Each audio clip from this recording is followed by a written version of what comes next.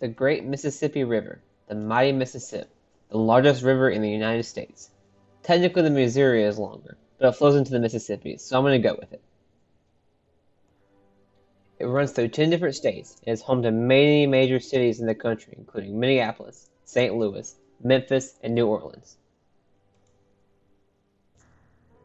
Since it is fed by thousands of streams, rivers, watersheds, and tributaries, the Mississippi is very susceptible to flooding issues. Perhaps the greatest of these is the Great Mississippi Flood of 1927, which actually started in late 1926. In the winter months of late 1926 and early 1927, heavy rains and snowmelt in Oklahoma, Kentucky, Kansas, and Illinois began to overfill tributaries leading into the Mississippi. Throughout the rest of winter and spring of 1927, rains continued to fall quite frequently in the Mississippi River watershed. All until April 15, 1927. It was Good Friday, except it wasn't really that good for people who lived near the river. Record amounts of rainfall began to fall. Places in Louisiana even reported 15 inches in 18 hours, a record at the time. Since the river had been high all spring, this line of storms that stretched hundreds of miles inside the watershed caused the river to rise even higher. The river was spilling her banks, the levees were overflowing. Some people tried calling NOAA for his ark. The U.S. Army Corps tried their best to control the levees and piling them with sandbags to prevent overflow. This, however, did not work at all. The first levee broke in Illinois, which caused a chain reaction.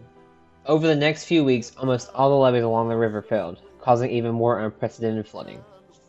At the peak, 27,000 square miles and 1.5 million acres were underwater.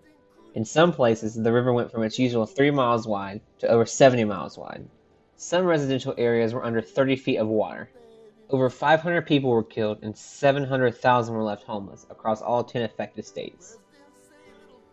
Most of the land at the banks of the river were fertile farmlands, so the flood ruined an immeasurable amount of crops. The floodplains of the Mississippi provided an excellent place for crops to grow, besides the occasional flood. It was flat, fertile, and had plenty of water. Cotton, sugar, rice, and soybeans were the main crops grown along the river. The Great Flood of 1927 destroyed hundreds of these farms, causing the farmers to lose everything. Secretary of Commerce Herbert Hoover estimated that over $400 million worth of damage was done by the flood. This equates to $5.7 billion today. 30% of this was direct crop loss, and 10% in property damage. Though this area floods quite frequently, farmers still return after the destruction to start again. There have been 9 recorded major floods prior to 1927 and 13 after. This is due to the fact that the watershed is huge, so heavy rains in almost any part of the country has an effect on the Mississippi. Though, farmers are still resilient enough to come back. This flow was just as big as a social issue as it was an economic one. About 95% of farmhands at the time were African American.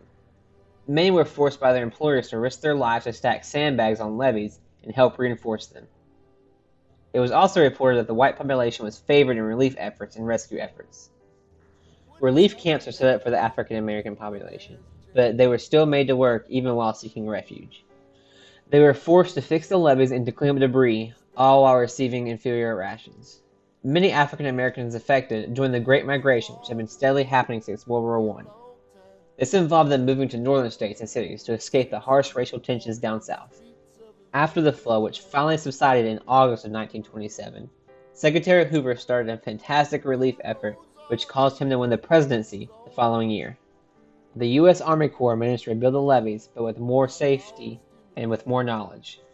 Engineers figured out ways to dig straights, which straightened out the river where it was usually curvy. This caused the water to move faster, allowing it to exit the ocean quickly to reduce flooding. This, however, is causing negative effects where the river empties into the ocean in Louisiana, causing the land and towns around it to sink. Drain pipes were also installed on farmlands more recently to help with flooding. As recovery was finishing up, farmers still moved to the land and continued farming due to the unusually fertile soil. To this day, they still plan for flooding by carefully watching weather forecasts and praying the river doesn't flood because nature always wins. The African American community, however, fled the area to places where they were more accepted. Many towns and cities still reside along the river, even though the river still floods from time to time to this day.